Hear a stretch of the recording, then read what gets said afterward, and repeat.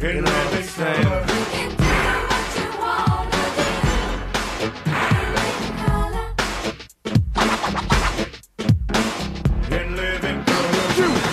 The moon float like a balloon. You see, it's never too late and it's never too soon. Take it from me, it's alright to be in living color. And how would you feel knowing prejudice was obsolete and all mankind danced to the exact beat? And at night it was safe to walk down the street. In living color. One of the coldest theme songs ever. I miss Heavy D to this day. We boxed at the same gym, and of course later in his life, Heavy lost a lot of that weight. He was still Heavy D, though, to all of us who loved him. One of the greatest theme songs of all time. I was saying earlier on today's program, this is one of those shows that makes you feel old. Earlier on today's program, we were celebrating the 25th anniversary of Macy Gray's classic on How Life Is. Macy Gray is in the new film Sneaks, co-directed and written by Rob Edwards, who stays in the studio with us right now. He was a writer in the writer's room on In Living Color, so I asked him to stick around. But Macy's album came out 25 years ago. That makes you feel old. And then you consider that In Living Color is now celebrating its 35th anniversary. I feel real old. Rob, I'm going to bring everybody in here through this hour, but since you're in studio in my face right now, what was it like, for starters, being in the writer's room on In Living Color? Oh, man, it was crazy. Well, Keenan had this idea. I think I was the first writer hired. Mm-hmm. May have been the first meeting he had, because everybody said, "Okay, well, you gotta, here's this guy is coming out of sitcoms, whatever." And I remember him talking about it because the Wayans family have this really interesting history with Saturday Night Live, and he was saying like, "Hey, let's reverse it. Let's have a black cast and maybe one or two, white cast members and see how that goes." And we just started talking. Because the idea was like, oh man, you can just do anything if you go. And so the writer's room was hilarious because you have the Wayans family that would go out to dinner and they would just kind of bust each other up doing characters. And then they would come into the writer's room and they say, okay, here's what we did at lunch. Yeah, here's what we did. It's like, we're two critics and we do this and this and this or whatever. We're this. Hey, I do a really good, Reverend Farrakhan. Yeah. And they would just start riffing. My dear brother. Yeah, my dear my brother. Nubian sister. Yeah. The precociousness of I can only imagine being in that writer's room, man. Oh Lord! So you're just sitting there, and you're just going like, okay, this is just gems, and even Jim Carrey, because he was just, I mean, he had done a bunch of stuff. I think he'd done like Doing Time on Maple Drive and stuff. Yeah. And this was a shot. This was like, okay, I want to go on. I want to be funny. I want to, because this was before all the other stuff. No. And man, he would come in and say like, okay, I do this thing. I don't know if it's right, but I do this this clown that comes by, whatever, and I do this fireman, and I do this lady, and it was like, oh man, just everything was great. So you're just sitting there, as soon as the actors would leave, the writers would just start going, and we'd just start writing. It was great. It was a party. It is amazing to me all these years later, but I still see this thing in rerun. Oh, yeah. How funny it is and how amazing those characters were. Of late, I've had a number of the cast come through this program, and so you're going to hear some sound from a number of cast members. I want to start, and we'll get to, Stephen Park is here, Kelly Park is here, Tommy Davidson is calling in a moment. But I want to weave in some other voices as well of some of the stars of In Living Color who I've had on the program in recent days, celebrating the 35th anniversary of In Living Color. Here now, a taste of my conversation recently with Damon Wayans. We've been watching you since In Living Color, and that was decades ago. Talk to me about aging, Damon. Aging is beautiful. It's like, the only bad thing about living a long life is you're going to bury a lot of people you love. Yes. But man, it is just beautiful to for a long time I was trying to be happy, and I was trying to figure out, well, how do I get happy? And it's fleeting. And then I decided to just be content. And guess who moved in next door to me? It's happiness, because I don't want nothing. I'm just grateful for this journey I've been on, and my grandchildren are like reminders of I'm still here. And then I have a great grandchild that is like another dimension of love. And so I am super proud of being a grandfather, and my greatest great joy. job. I hung out with two of them this weekend. They come spend the night, and they keep me young. I hear what the kids are doing today through them. That's Damon Wayans reflecting on all his years since In Living Color, and you heard me asking, what's it like aging all these years later? But they had some amazing times on In Living Color. When we come forward, I'm going to give you some sound from David Allen Greer. One of my favorite skits. It's everybody's favorite, right? Men on Film. How did you not love that one with David Allen Greer and Damon? We'll talk to Marlon. Marlon was here recently, and I asked him what it was like for him watching his family do what they did on In Living Color. We'll give you some sound from Marlon. Then we'll bring in Stephen Park and Kelly Park. You heard them already. I'm going to tease Stephen and Kelly. They didn't realize when you're on Zoom and I'm playing a clip, we can hear what you're saying. So I apologize to the audience. You were hearing Stephen's voice or somebody's voice in the background talking during that Damon clip. It's live radio. It happens. But now I'm going to let Stephen talk without apology and express himself as he will. So we'll do that. And we'll talk to Tommy Davidson as well. You're listening to Tavis Smiley. We're celebrating 35 years of In Living Color. Interrogating and unpacking. That's what we do around here. You're listening to Tavis Smiley. Robinhood Gold members can now enjoy the VIP treatment, receiving a 3% IRA match on annual retirement contributions. With Robinhood Gold, the perks of the high net worth are now available for any net worth. The new gold standard is here with Robinhood Gold. To receive a 3% boost on annual IRA contributions, sign up at Robinhood.com/gold. Investing involves risk. 3% match requires Robinhood Gold $5 a month for 1 year from first match. Must keep funds in IRA for 5 years. Go to Robinhood.com/boost. Robinhood Financial LLC member SIPC. Gold membership is offered by Robinhood Gold LLC. Make a move into a home of your own. With City National Bank's Ladder Up Home Loan Grant, you could receive up to $20,000 that you never need to pay back. Use it toward your down payment, save on closing costs, or to buy down your mortgage rate. Find out more at cnb.com/ladderuphome. City National, here for every stage of the journey. Property must be in a qualifying market in California, New York, or New Jersey. Additional terms and conditions apply. Not all applicants will qualify. Terms are subject to change without notice. City National Bank is an equal housing lender. Member FDIC. NMLS number 536994. Before the fire, Altadena was a real-life Wakanda. A thriving black oasis just 15 miles from downtown Los Angeles.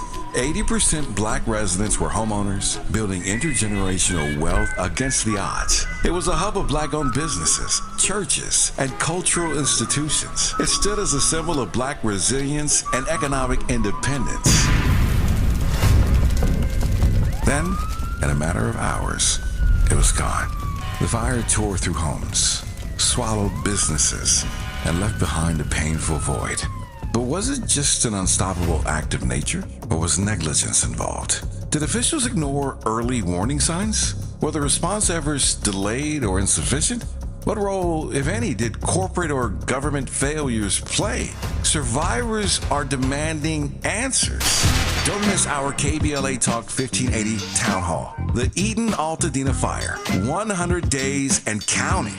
On Wednesday, April 16th, 4 to 6 p.m. at the Robinson Park Recreation Center, 1081 North Fair Oaks in Pasadena. Join Dominic DePrima, Nee Cordelai Corte, James Farr, Tavis Smiley, and a panel of survivors, community leaders, and experts as we commemorate Day 100 since the wildfires flared up. And we discuss where we go from here. It's KBLA's Eden Altadena Fire, 100 Days and Counting Town Hall, Wednesday, April 16th, 4 to 6 p.m. at the Robinson Park Recreation Center in Pasadena. Light refreshments to follow. Admission is free, but sign-up is required at our KBLA1580.com website. The first 100 attendees will receive a complimentary air purifier. This is a community call to action, brought to you by KBLA Talk 1580 and Quinn Emanuel Trial Lawyers. At KBLA Talk 1580, we've got your black.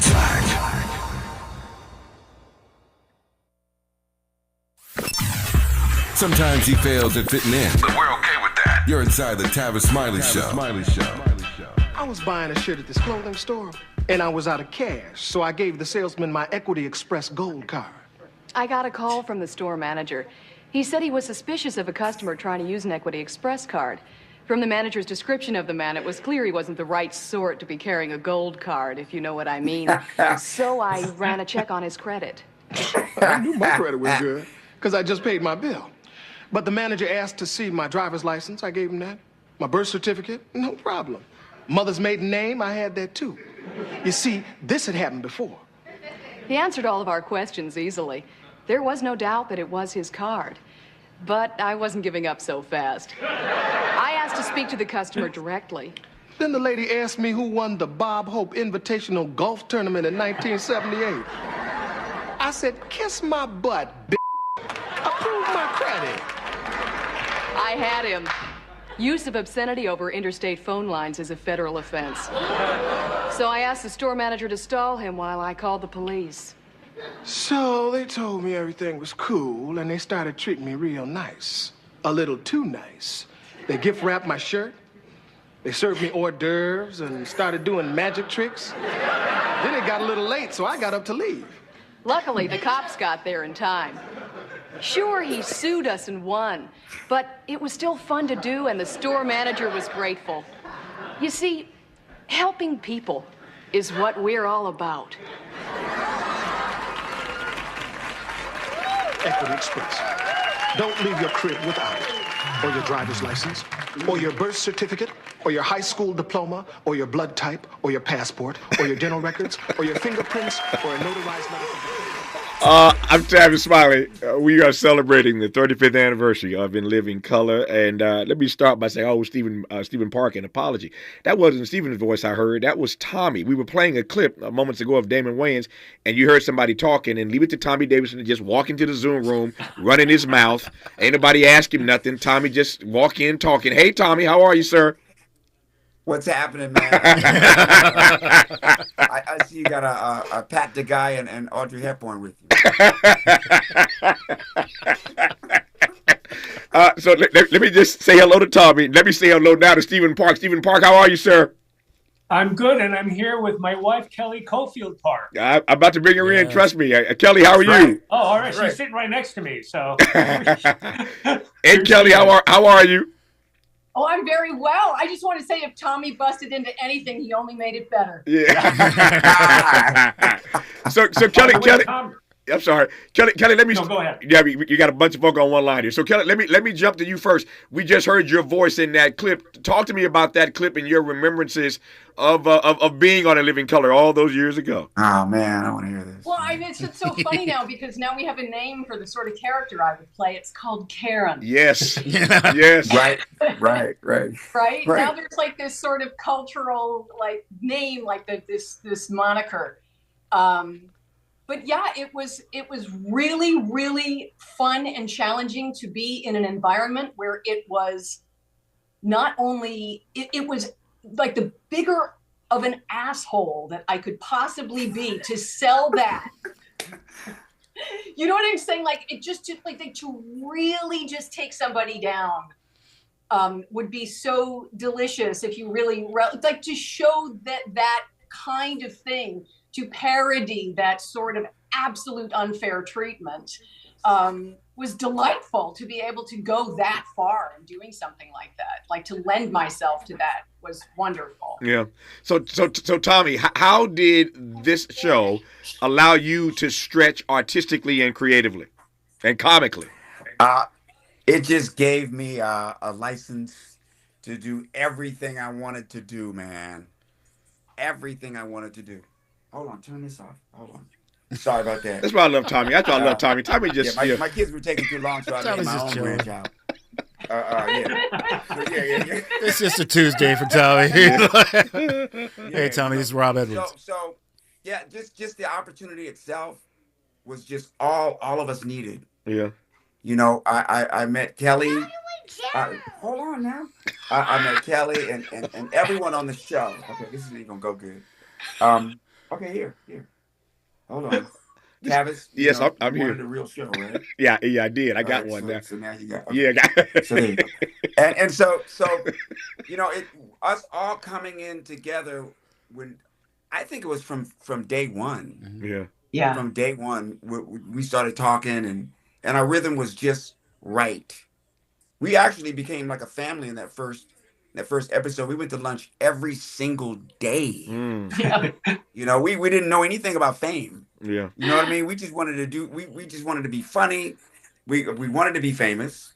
but mostly to pay our bills and get some other stuff in our life. But you know, it was just the perfect start for a group of people that really wanted to do some big things, man. Yeah.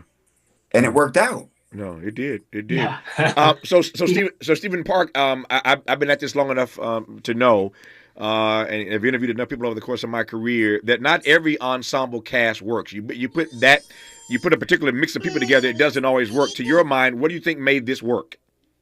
It was really the spirit. Everybody was so generous and so, like having the funniest people in the world in the same room together is unlike any other experience. I mean, it was intimidating, but it was just so fun. And everybody was just completely, wanting to support each other. It was really, really great how much support there was. And, I was so impressed by the Wayans family because they were like the closest family I think I'd ever seen. They were every morning, the way they greeted each other. Yeah. I was so inspired by the love in their family. Yeah. Yeah. Tommy, say a word about the Wayans family.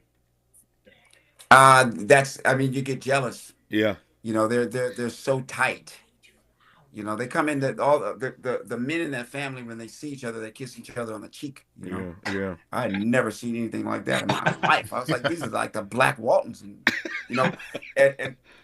so it was there. It's actually their cohesiveness and their years together as a family that I think helped us most. Yeah. So because they sort of took us into their gang. Yeah. Yeah. So I mentioned earlier, Rob Edwards in the writers' room joins me here in studio. So Rob, you all in the writers' room pushed the envelope in a variety of ways on that show. How did y'all get away with it? How did the suits at Fox respond to that? Tell me about that part of the story. Oh my goodness! Well, that was the thing with the show, was that the white executives didn't get the show. Yeah. They never got the show. Yeah. It was supposed to be a series, a 1 hour series, and then they cut it back to a half-hour series, and then they cut it back to a 1 hour special, and then what we shot was a half-hour special. We just overshot the special. Mm-hmm. So, but the white crew, the white executives never got it, and so I remember they showed up to the first show, and this black audience comes in, and I think it was Wrath of Farrakhan. And, Damon just gets going, my Nubian, and off he goes. And the audience explodes with laughter. It was like church laughter. Mm-hmm. People were running up and down the aisles. People were high-fiving, stomping their feet. And the executive turns to me and he says, "Oh, you paid them to do that, didn't you?" I said, "No, this is funny." Mm-hmm. It's like, you guys don't get it. I think they were like, one of them had a black assistant. And she was kind of the one saying, "Yeah, this is funny. This is funny." Yeah. But man, if it was up to those guys, we never would have made it on the air. Yeah. I wonder if you. I'll go to Kelly first, and then we'll go around the horn here. I wonder if you guys really understood as you were doing this show in real time that the next day it was the talk of the country. Yeah. This is before Black Twitter. There's no Black blogosphere, but every Negro I know would watch In Living Color. And then the next day, everybody's talking about the skits the night before. Everybody's, trying to, imitate Tommy or imitate David or imitate, anybody on the cast. But my question is whether or not, Kelly, in real time, you all understood how you were in the black zeitgeist, as it were. Well, I think for me, I didn't understand the impact of the show in any way, because the only thing I really had done before In Living Color was theater. Mm-hmm. So theater is like, if you happen to run into one of the 300 people that have seen it, it's like, the little off-Broadway stuff that I was doing, So it was like bizarre to me that I would go home even for a weekend to New York from Los Angeles, and people would be like, "I saw you last night." I'd be like, "Where? Like, how?" Like, I was just so dumbstruck by the whole thing, But the attention and the love that I was receiving from strangers was amazing and continues to this day because of that show. Yeah. Because that show was vocalizing something that had been without a voice for such a long time in pop culture in that particular way. And the fact that I guess people were like, and you throw yourself in the middle of it, I'm like, yeah, I do. Yeah. So Tommy, talk to me about the cultural impact of the show. Well, the thing I saw, and this is I can only say this looking back at it, is it opened the gate for black and white people to laugh at the same thing. Just us as people. It was the first time that got opened up. We never really approached that show like it's a black thing or a white thing. It was in living color. Keenan was funny out of his mind. And he just helped us stay on the page with what was happening. Like, for instance, as Kelly was doing that sketch, the sophistication level of what was turned around as a parody was brilliant, because racism was treated as something that was the stupidest thing that could ever happen, man. And everyone laughed at it, white and black. So I didn't know that I was on that rocket, the rocket where everybody is going to come together and laugh at the same thing. We always have, but we group. We go group. For some reason, Keenan could transcend race, transcend economic, and just get us together and do some stuff that will make everyone happy in an instant. Now, Tommy, I don't know if you remember this, but it was like magical from day one, because that thing at the Laugh Factory where everybody was auditioning, they had they had everybody come in, and instead of just auditioning, they did a bit. They did stand up. For everybody. Everybody was in the room. Everybody's listening to everybody. And it was this is going to be magical, because these people are the funniest people I'd ever seen in my life. It was just great. Stephen Park, talk to me about the point that Tommy makes a moment ago about how this series, in many respects, transcends race. Oh, yeah. I mean, my God, when I got on the show, I was, there's so few Asian people on TV or just in the media in general. So it was of course, life-changing for me to be on that show. And it's true, like, you had people of all races watching that show. It was the biggest thing going on TV. So everybody was completely bonded by that show. And like Kelly was saying, to this day, people come up and more Kelly than me, but I mean, people are always coming up and recognizing it. People are discovering it on YouTube, little clips everywhere. I mean, it's still so pervasive. And the crazy thing, if the show was on today, they'd probably be forced to cancel it just because of what's going on. If I could say something really quickly, when Steve showed up, we practically hoisted him on our shoulders, because we went, look how many more sketches we're going to be able to do. Look how many sketches we're going to be able to do, man. We needed you, man. And everybody that showed up, everyone knew that showed up. It just gave us more possibilities, man. So Tommy, speaking of sketches, when people get in your face for all the sketches that you played on that show, what are the 2 or 3, you tell me, that people most often reference in conversation with you when they see you in public? With me, I think it probably is with Jamie, the ugly woman. I think that's one of the biggest ones that I get, because we had a lot of competition as far as trying to get stuff on the air. And so Jamie comes and he has this idea that's so mind blowing that I actually enjoyed playing the straight, because the straight had to be a very afraid man. And so I played all that stuff physical.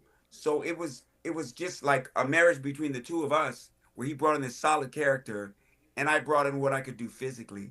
Everything there was sort of like a talent eclipse when we met on the set, Tell me about the ways in which I'm glad you said that, Tommy, the ways in which your physical comedy also came to the fore in Living Color. Well, it just I think that, if anything, that's one of the things that me and Jim brought to the show. was there was things that we could express with our body. Yeah. You know what I mean? And that to me, as a comedy device, interjects energy. Yeah. The show had energy, and everybody would pick up on it. You know, if I did it, Kelly did it, you know, and and Paul, the director, was in on it too. Yeah. You know, he goes, Kelly, you know, I remember one time Kelly was doing a character and she went into crying, man, and there was this crying thing, and Paul was funny, and Paul just went, Kelly, can I get you to not be so destroyed?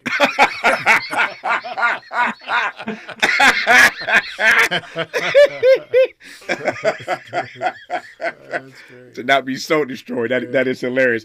When we come forward, we'll continue our conversation. Tommy, am I losing you now? You got to run, Tommy? No, I'm good. Okay, good. I thought I had you. Okay, got it. So good. Tommy's here. Rob is here. Steven's here. Kelly's here. I am here. You are here. We're going to continue celebrating the 35th anniversary, if I can say it, of In Living Color on Tavis Smiley. For all the freedom-loving folk, this is Tavis Smiley. I feel like freedom. Progressive knows owning a home can be hard, but not always. Like when you're relaxing on your patio, enjoying a nice, quiet evening. So quiet. Except for the sound of the neighbor's party. Which you said you'd go to if you weren't busy. And your quiet night on the patio, that's not exactly busy, is it? Maybe you should just stay inside.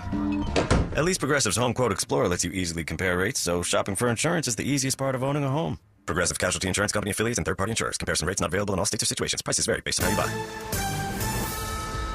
I'm Bree Wood with 4 Things You Should Know with BIN News. Sean Diddy Combs was arraigned yesterday in Manhattan, New York on new charges of sex trafficking and engaging in prostitution. He pleaded not guilty to previous charges, and his federal trial is set to start May 5th. Former President Biden will make his first public appearance since leaving the White House, speaking at the Advocates, Counselors, and Representatives for the Disabled Conference in Chicago this evening. Florida Governor Ron DeSantis has officially recognized the Gulf of Mexico. The governor signed 2 bills into law, one to change the state laws to reflect the new name, and another to update state agencies and schools' materials accordingly. And Texas rapper Tay McIntyre, known as Tay K, was found guilty of murder but not capital murder for the 2017 shooting of a photographer. He was previously convicted of a home invasion near Dallas. Get BIN News on demand 24/7 on the iHeartRadio app. Right now, there are young people across the world facing a tough choice: continue their dream of education or drop out to help their family put food on the table. You can help change their future in a single moment. See how far your support can go at unbound.org. Is this the tackle? This is the KBLA Sports Minute with Ray Richardson.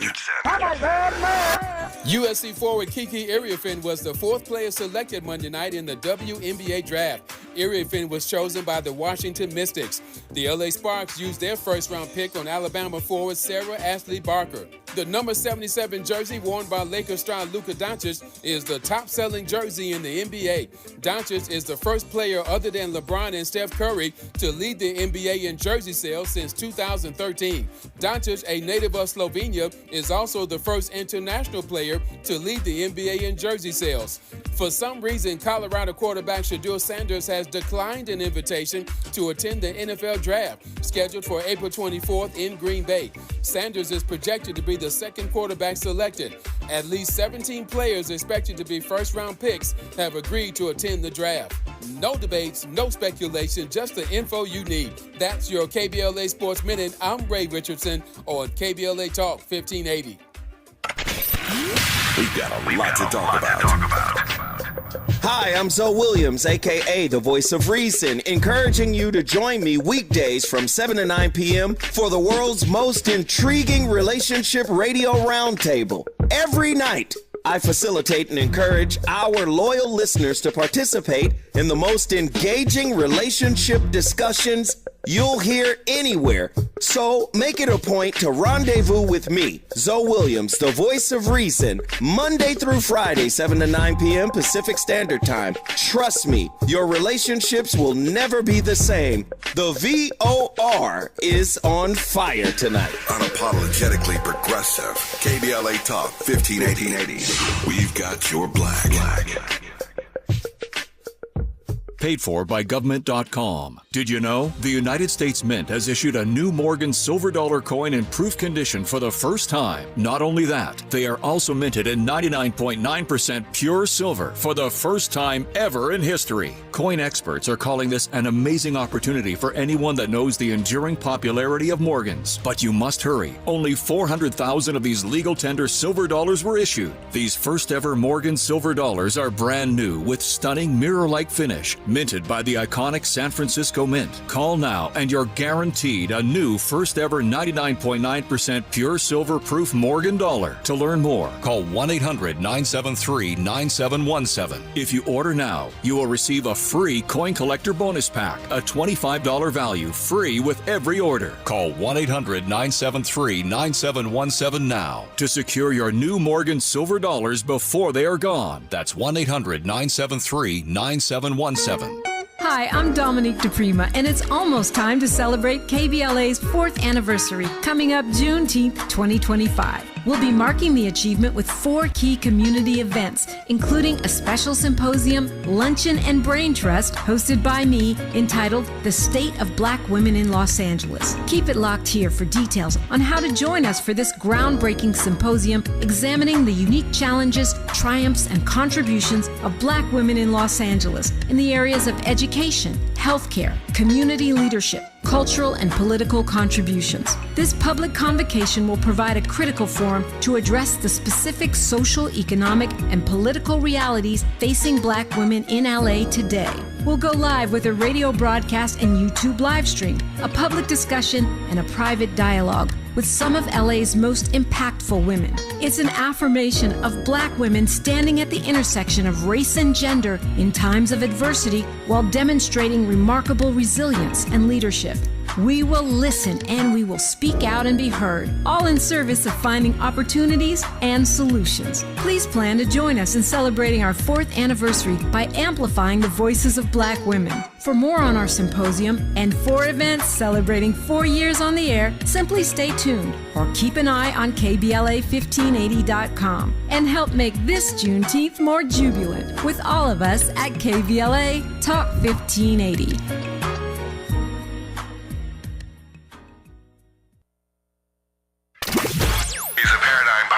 And the top-rated African-American talk show host in the nation, according to Talkers Magazine. You're tapped in with Tavis Smiley right now. I don't know about this blind date thing, man. Oh, man, don't bail out on me now. Man, it's gonna be all right, I promise you. Tonight will be a night you will never forget. Girl, how do I look? I told you, Wanda, you look fine. Oh, you don't think this dress is too tight, do you? No, girl, you look perfect. Okay, then. Okay, then. Come on, there they are. Put the compact away.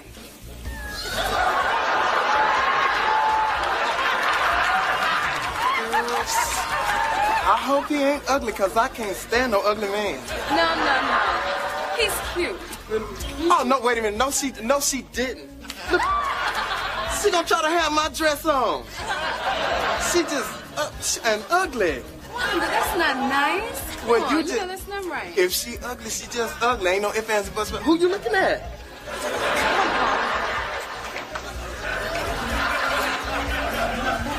Damn! Wait. Wait up, no.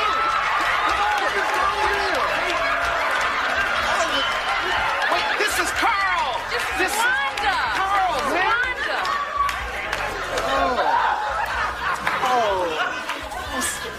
I'm sorry. He is cute, girl. I told you.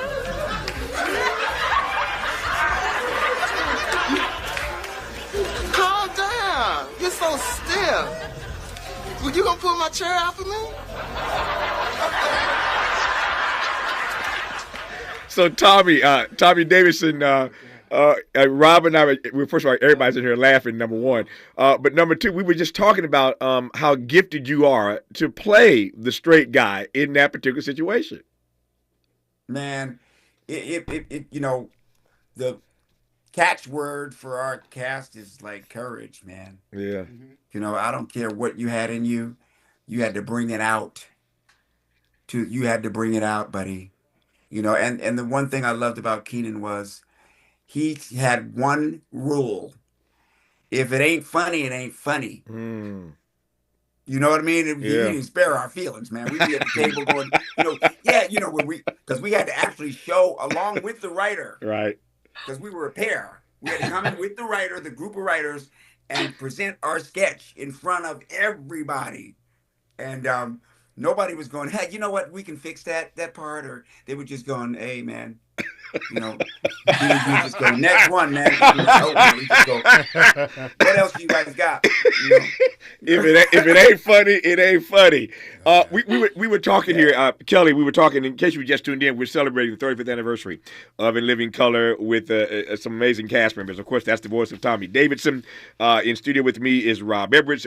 In the writers' room on In Living Color, also joining us, Stephen Park and Kelly Park. She was Kelly Caulfield then. Now she's Kelly Caulfield Park. They got married, and they are a family. So we're pleased to have some of the cast members from In Living Color celebrating, again, the 35th anniversary. We were talking, Kelly, Rob and I here in studio, we're talking about, and this is his phrase, and he's right, what an embarrassment of riches this show had in terms of all the talent.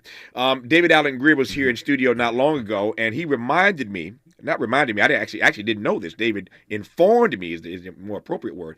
I did not realize, and Rob confirmed this, that Chris Rock and Martin Lawrence auditioned for In Living Color. Now you a bad shut your mouth when you turning down Chris Rock and you turn down Martin Lawrence. Talk about an embarrassment of riches on this show, Kelly. Part of what makes it work is just so much talent on that stage, Kelly. Oh, I agree. I mean, I don't think there has ever been an assembly like it because I think, as Tommy was, alluding to earlier, I think it was sort of like we were a bunch of kids that were given license to do things that we really got a big kick out of, that we had a lot of fun doing, and we loved to play with each other more than anything in the world, and that was our job. And we were so excited about that all the time. I mean, we were so happy and thrilled to be there, honestly. Yeah. I mean, like any job, there are days that are long and times that are, harder than others. But honestly, it was the most joyful because everything started and ended with the Wayans. Yeah. And to me, they set the tone for, Tommy's right. It is bone crushing. If it's not funny, it's not funny. But if you make me blow snot out of my nose, I'm going to love you forever. That's it. That's what's the standard. Yeah. Blow snot out my nose. Speaking of the Wayans family, so we know they were all there except Marlon. Marlon hadn't quite gotten to that point yet. So I'll let Rob tell you a funny story about the day that about one of the days Marlon came by the set. I'll let him tell that in a second. But Marlon was on this program recently, and here's what I asked Marlon. Take a listen. Take it back 35 years and tell me what you were thinking watching your brothers do what they did in the way they did it on In Living Color. I couldn't wait till it was my turn, man. I watching my brothers do it. I was just sitting there going, "Oh, how blessed am I that I get to be a young man, a young teenager, running around that set, learning how my brothers put together jokes and created great characters and put together this classic television show. For me, it was school, man, and I knew it was special when I saw I was at the taping of the pilot, and I was like, man, I ain't seen nothing this funny in a long time. I don't think I ever have. That was and I went to college, back to high school, and I was telling all my friends about it, and then it finally got picked up when I was in college, and I was at Howard University, and y'all gotta understand, that show was so big that on Sundays at 8 o'clock, everybody, the campus, stopped what we was doing. Yeah. So go watch In Living Color so we could talk about it on Monday. And I remember I was In Living Color's brother, and the block was hot. And, I'm just blessed, man. I've had a storied existence, man, and God is so good. What do you think about that? Tell me about that pilot, Rob, and the story you were going to tell me about the day that Marlon came on set one day. Oh yeah, because the Wayans family is just incredibly talented, and like I say, they have dinner together, they do all the sketches, and we would be like, okay, well, Keenan's really funny, and man, I tell you, Damon is Damon is crazy funny. And then, Sean's up there like, okay, and Kim, Kim Wayans would come around. She was hilarious. And they're like, yeah, we got this brother too. Like, no, you don't have any more. That is it. That is the most talent that a family can have. Yeah. And then he came around and he starts telling jokes, and we were like, oh my goodness. Yeah. This is crazy, that you have this guy. Well, can we put him on the show? It's like, no, he's going to school. He's got to finish his school first. Yeah. Oh, man. Yeah. When I think about this show, Tommy, I think about not just the success of the show, but I think of the success of the cast after the show. I was thinking last night, I literally was challenging myself last night. I was literally challenging myself last night, Tommy, to think of another show where there were that many cast members who went on to greatness beyond that particular show. We're talking David Allen Greer. We're talking Tommy Davidson. We're talking J-Lo was a dancer. J-Lo was a dancer on the show, right? I'm thinking J-Lo. I'm thinking Jim Carrey. And that's not including the Wayans family. Talk to me about, again, this embarrassment of riches and all the success of the talent after In Living Color, Tommy. Yeah, well, it probably is probably could parallel the total experience of the Saturday Night Live cast if you take them and squeeze them in. Sure. We were only on for 5 years, right? So I think we did the same thing, right? We were able to have pieces of talent come out of there that had so much talent that they just went into the other aspects of the market, man. Yeah. And our writers were as successful as us. Some of them financially way better. Rob, he's talking about you. Rob, he's talking about you. Yeah. I'll lay low. There's Friends, yeah. Martin. All this went into syndication, bro. Right. They went from us to other shows. Pam Vise, they changed TV along with us. Yeah. But the literary part. Yeah, I hear you. I'm thinking. They came in, but what they took with them. Yeah. What they took with them from In Living Color was the elasticity. Yeah. Yep. Writing elasticity. I'm thinking to Tommy's point, it's really not a fair fight. SNL has had 50 years. Yeah. In Living Color had 5 years, and you see my point. In Living Color did all right. 5 years and all those stars that came out of that versus 50 of SNL. I take Tommy's point. I'm going with In Living Color. We'll continue our conversation when we come forward on Tavis Smiley. From Leimert Park with love, this is Tavis Smiley. We asked seniors how to prevent Medicare scams. My best advice, if you get a phone call, do not talk to the person. These people are well-trained. Don't talk to them. They don't know me. They're just trying to scam me. Don't be fooled. Hang up. Just hang up. Never give out your Medicare number. They're going to get your number to put in a false claim. If I get a call from someone, I don't pick up the phone. And should I pick up the phone and they ask for information, then I hang up. How do you detect Medicare fraud? Just like I check my credit card statements, I check my Medicare statements monthly. Scammers can get a hold of your number, order medical devices through your account, and you're not even going to know about it if you don't look at your statement. Check your statement every month. If you get your statement and you see something that you know you did not have done, you report it. Call your senior Medicare Patrol. To report Medicare fraud, call the Senior Medicare Patrol at 855-613-7080. KBLA Talk 1580. We've got a lot to talk about. KBLA Talk 1580 reminds you that we keep us safe. The Live Your Life organization mentors young women, helping them break negative mindsets and see beyond their surroundings. Through career exposure and hands-on training, they're encouraged to think big, stay focused, and make positive choices. Founded by Nikisha Mama Boo Smith, who transformed her life to become a community leader. Live Your Life is changing lives, but they need your help. They're raising funds to keep their new building open and expand their program. Your donations will support food, clothes, hygiene products, and holiday giveaways. Visit liveyourlife32.com. That's LIVEYOLIFE32.com to help today. This is a community call to action from KBLA Talk 1580. This is an ad by BetterHelp. Think about your mentors and idols, the people who inspire you the most. While it may look like they have all the answers, they don't. But they do know when to ask questions and seek the support they need.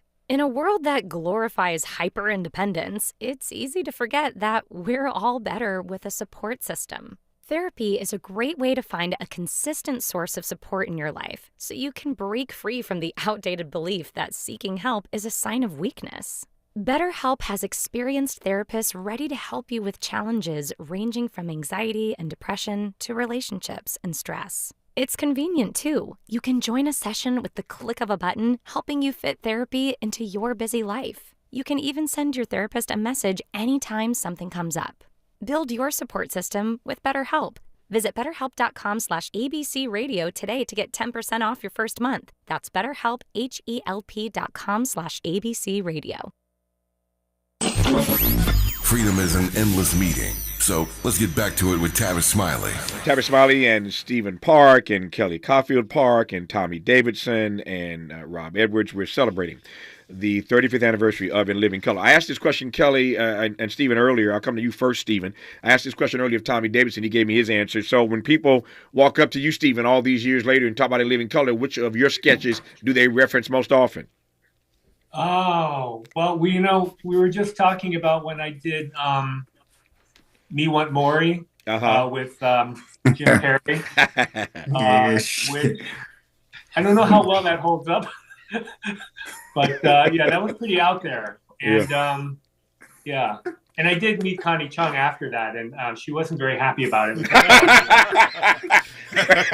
I felt horrible about it. Hey, Stephen, was anybody surprised, before I go to Kelly here, was anybody surprised about Jim Carrey's success, the way he blew up after In Living Color? Well, I was there for one season, so it was like being thrown into a blender for me, like all this like intensity, and then it was over. So I don't have all of the nuanced like information about Jim, and I mean, I don't know. You'd have to ask Kelly, but or Tommy. But all right, Kelly. Two questions for you. Was anybody surprised by Jim Carrey's success beyond In Living Color? No. And what sketches people reference when they see you, Kelly? Nope. No one was surprised by Jim. Is still nothing he would ever do would surprise me, because he is limitless in his ability to think about something and see himself doing it. He just will frickin' do it. And that was very much the spirit that he did everything on the show. He was the hardest working man in show business, Tommy, was he not? I say a hard working man in show business. Yes. Yep. Which successful for that reason. Up in the writer's room all the time. So that's one thing where, you say, how do you do it? Work hard. I really got to say, I mean, the man is talented like nobody's business, of course, but his real love to work, he just wanted to do it all the time. It was amazing. Yeah. What sketch? Work ethic was next level. Yeah. What sketch, Kelly? What sketch do folks most often reference when they see you in public?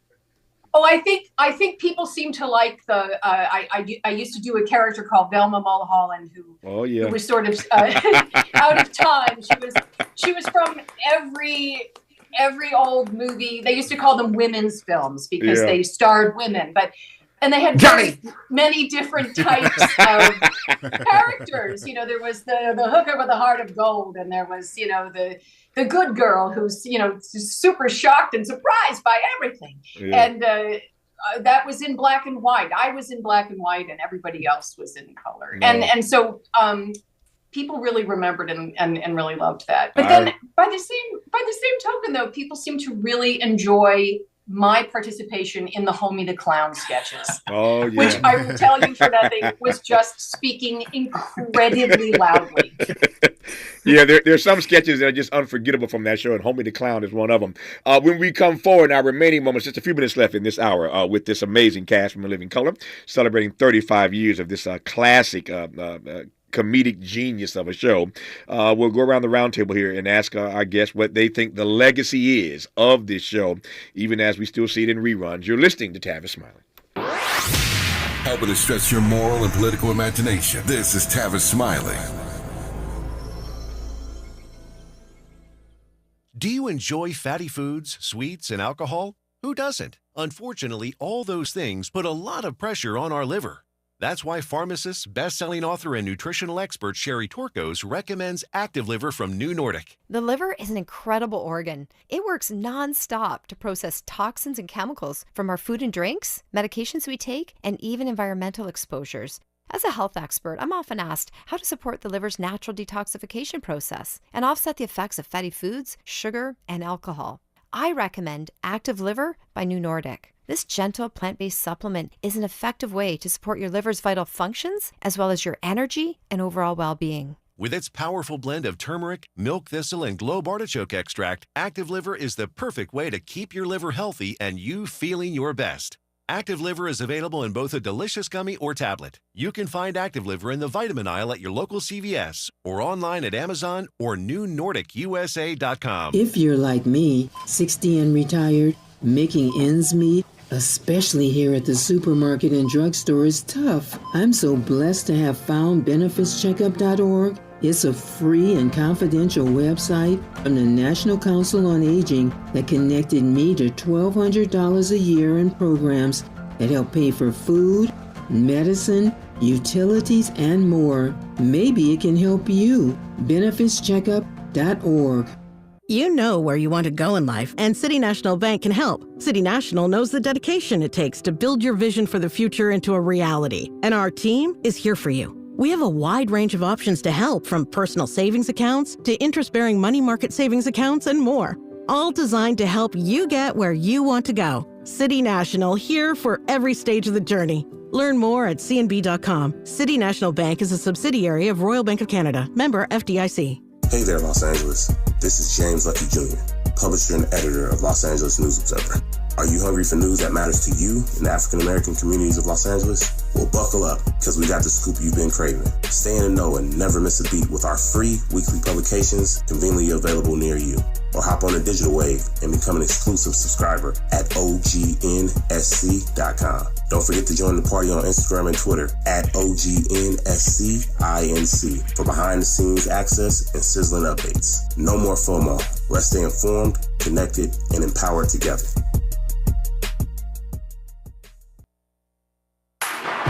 Less monologue, more dialogue. Tavis Smiley continues right now. Yes, just for a few more minutes here, going to go around the horn here and ask each of these amazing, talented persons what they think the legacy is 35 years later of In Living Color. We were just joking here in studio, though. We were talking earlier about Jim Carrey's success and whether or not anybody did not see that coming. And everybody, of course, knew that Jim Carrey was going to be a huge success even beyond In Living Color. But if you tell me that you knew J-Lo was going to be J-Lo, you're lying. You're lying. Nobody could have imagined back then that she'd become J-Lo. I digress. A whole lot of stars came out of In Living Color. All right, Rob, I start with you. Got 3 minutes left to go around the horn right quick here. What, to your mind, is the legacy 35 years later of In Living Color? Yeah, well, it's proof of concept. It's that if you build it, they will come. Yeah. Right? You know, that you talk about, Saturday Night Live has, 1-2 black cast members. And like, what if you reversed it? Yeah. And a lot of people would say, well, that would never work. It would never play, whatever, it would never be successful.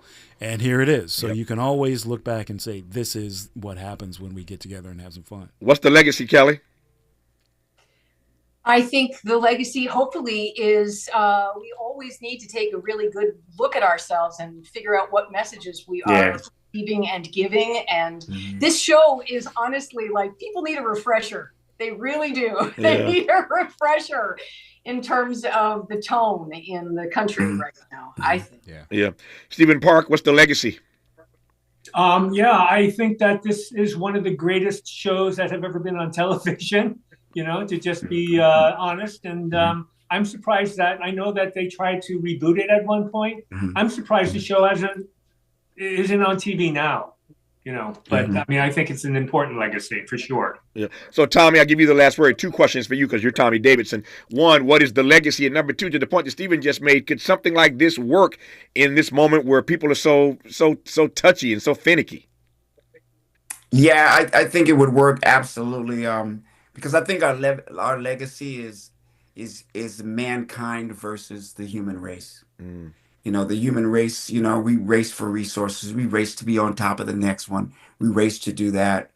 In Living Color is exemplifies what equality and kindness can do, and what kind of happiness that can be brought forth by that. Yeah. You know, so that was that. And then I forgot the second question because so much went into the answer on the first one. Now, you sort of answered it. Whether or not a show like that could work in this moment in Trump 2.0. Yeah, I can connect it now. Yeah. It would work because the main goal of the laugh that we wanted was a vibration that cut through our differences. Yeah, I got you. You know, and Heavy D said it. You know, take it from me, it's all right to be and live in color. That whole rap that he had at the beginning. Yeah. You know, everyone is equally kind. That's it. What's yours and what's mine is mine. Yeah.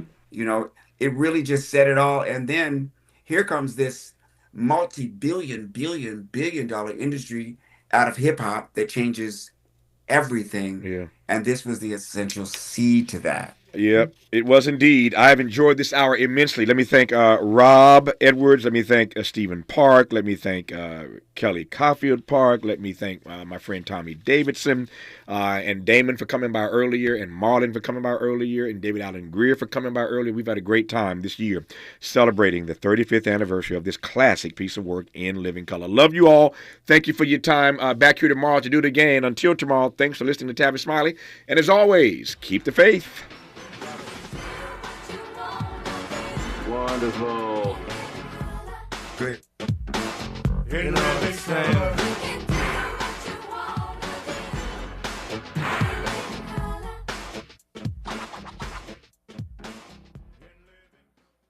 KBLA 1580 Santa Monica.